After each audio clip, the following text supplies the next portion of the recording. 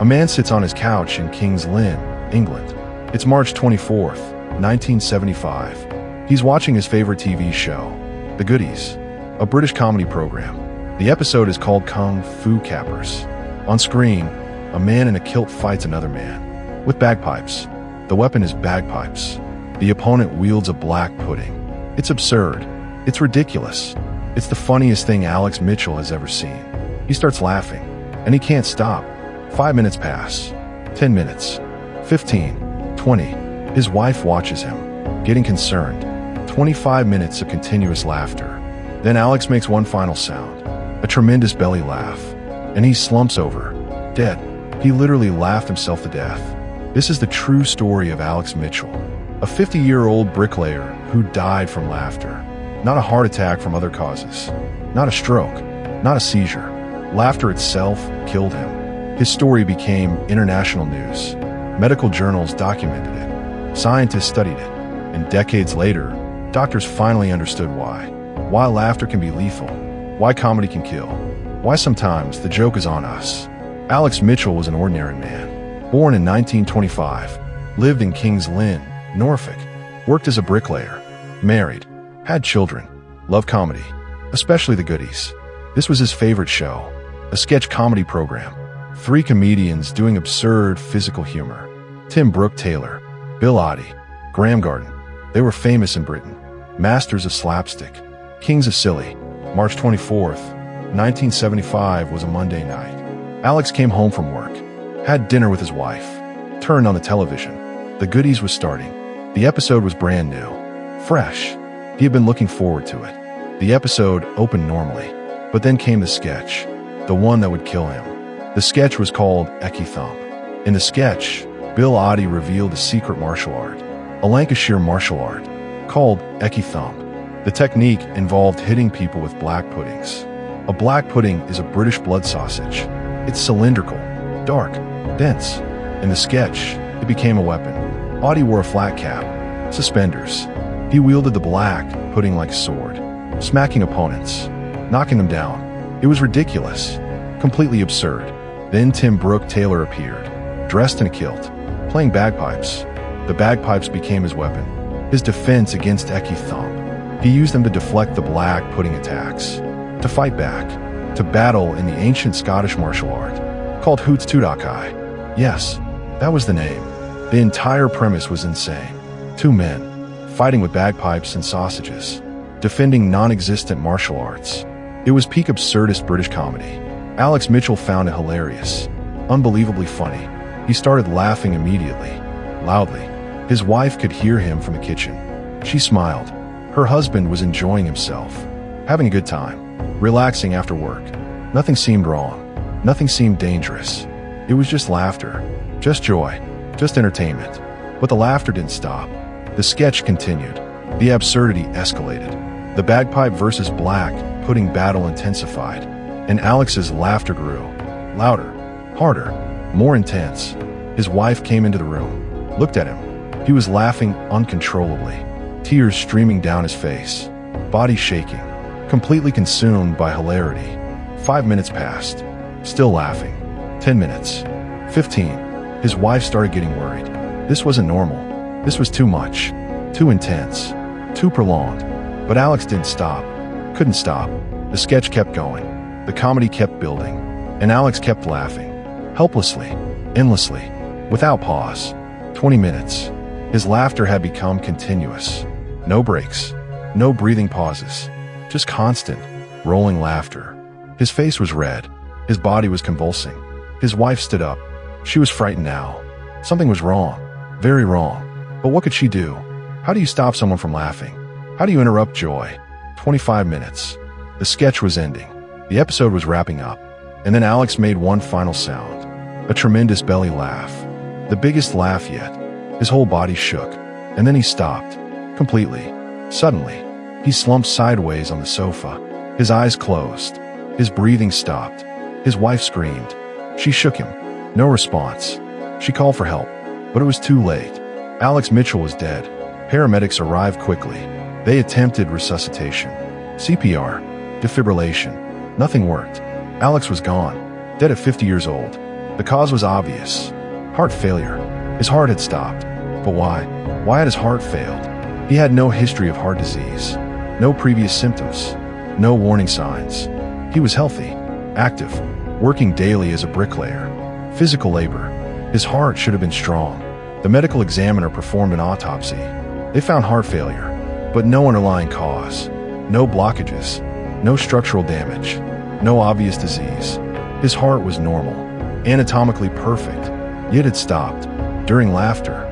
Because of laughter, the examiner concluded that extreme laughter had caused fatal strain, had stressed the heart beyond its capacity, had killed Alex Mitchell.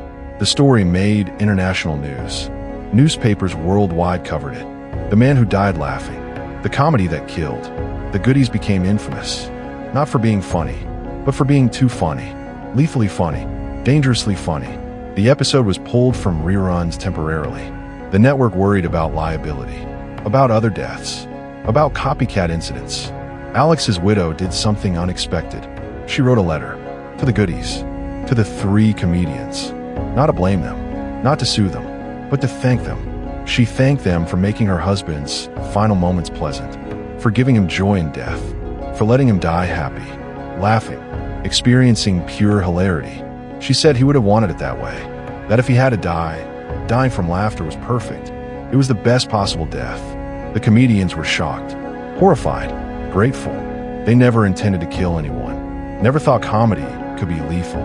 But they appreciated the widow's grace, her forgiveness, her understanding. Tim Brook-Taylor later said it was the strangest compliment he ever received, being thanked for accidentally killing someone, with jokes.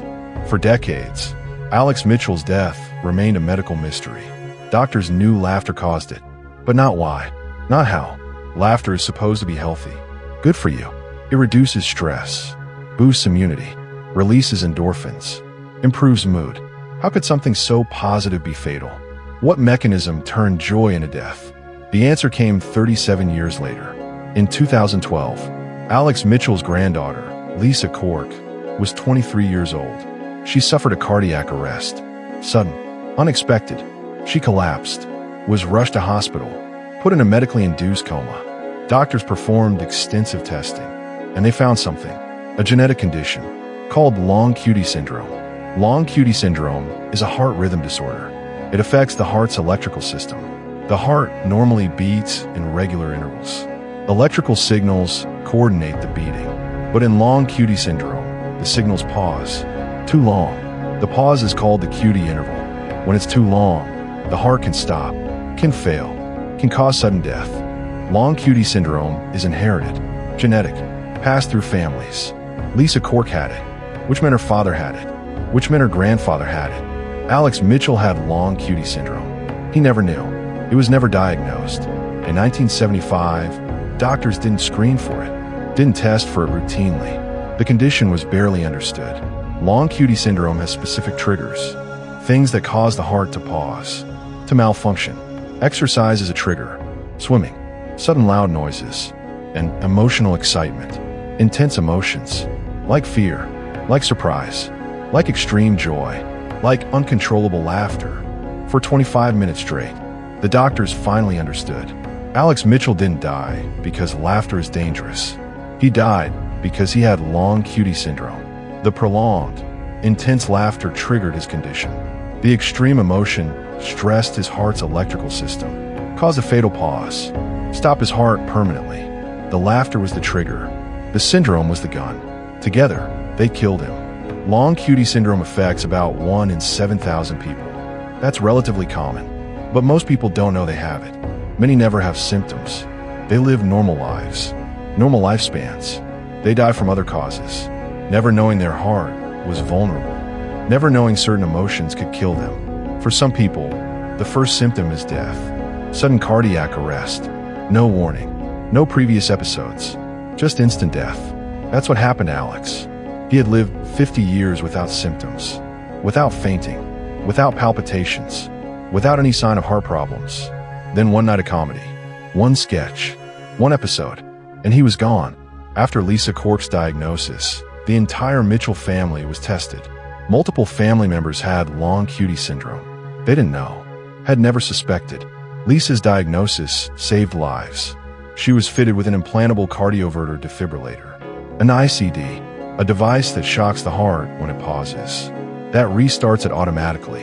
That prevents sudden death. She survived. Others in the family now knew their risk, could get treatment, could avoid triggers. Alex Mitchell's widow said something profound. She said Alex's death wasn't tragic. It was perfect. He died doing what he loved, watching comedy, laughing, experiencing pure joy. He wasn't in pain, wasn't suffering, wasn't scared. He was happy, completely happy, right until the end. Most people don't die happy, don't die laughing, don't die in the middle of joy. Alex did, and for that, she was grateful. But death from laughter isn't unique to Alex Mitchell. History contains other cases, ancient cases, modern cases. In ancient Greece, the philosopher Chrysippus allegedly died laughing. He saw a donkey eating his fermented figs. He joked that someone should give the donkey wine. The joke made him laugh, uncontrollably. He died laughing at his own joke. That's the story. Whether it's true is debatable, but it's been told for 2,000 years. In 1410, King Martin of Aragon died from laughter, combined with indigestion. He ate a large meal. Then someone told him a joke. He laughed so hard he couldn't breathe, couldn't stop. His indigestion made it worse. He choked, suffocated, died from the combination. Laughter plus food. Fatal. In 1989, a Danish man named Ole Benson died in a movie theater, watching A Fish Called Wanda, a comedy film. He laughed so hard his heart stopped. Just like Alex Mitchell. Sudden cardiac death, triggered by comedy, by joy, by laughter. He was 71 years old, probably had undiagnosed long QT syndrome, or another heart condition. The movie killed him, the movie in his heart. In 2003, a Thai ice cream truck driver died laughing in his sleep. Literally, he was sleeping, started laughing, couldn't wake up, couldn't stop. His wife heard him, tried to wake him. He wouldn't respond, just kept laughing. Then he stopped and died. Cause unknown. Probably heart failure. Probably triggered by whatever he was dreaming. A funny dream. A deadly dream. Medical science now understands that laughter can kill. Under specific circumstances. With specific conditions. Laughter causes physical changes. Heart rate increases. Blood pressure rises. Breathing becomes rapid. Muscles contract. For healthy people, this is fine. Beneficial even. But for people with heart conditions, with long QT syndrome, with arrhythmias, with cardiac vulnerabilities, these changes can be fatal, can trigger arrest, can cause death.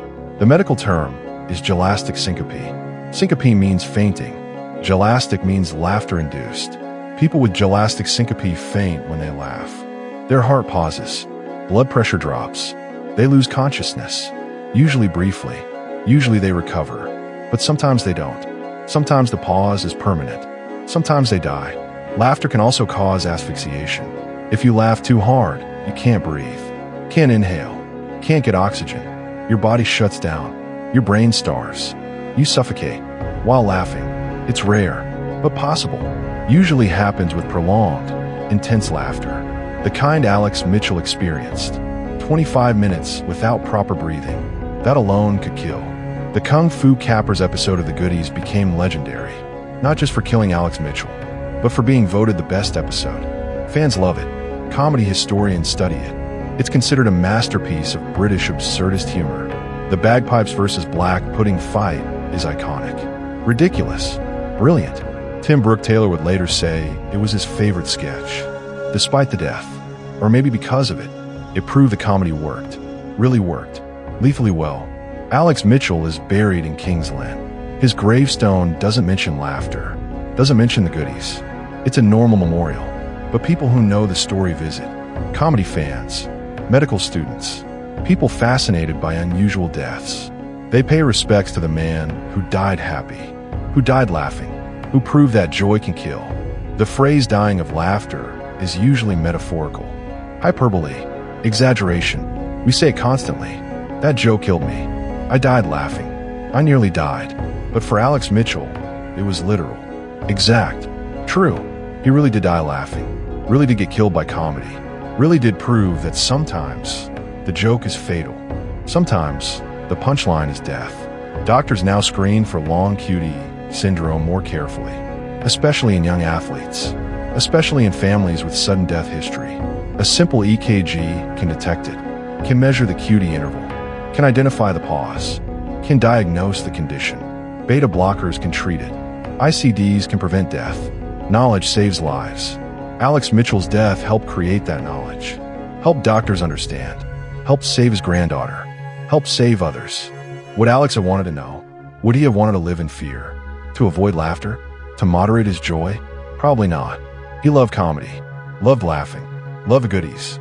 Living in fear wouldn't have been living. Not for him.